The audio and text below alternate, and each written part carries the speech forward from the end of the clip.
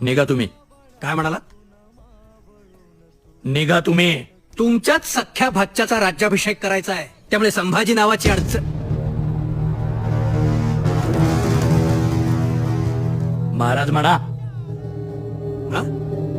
संभाजी महाराज असं म्हणा. हे बघा, तुम्ही ज्यांना महाराज म्हणताय त्यांना पकडण्याचं राजफरमान मी घेऊन आलोय. बरोबर ना मोरोपंत? बरोबर आहे.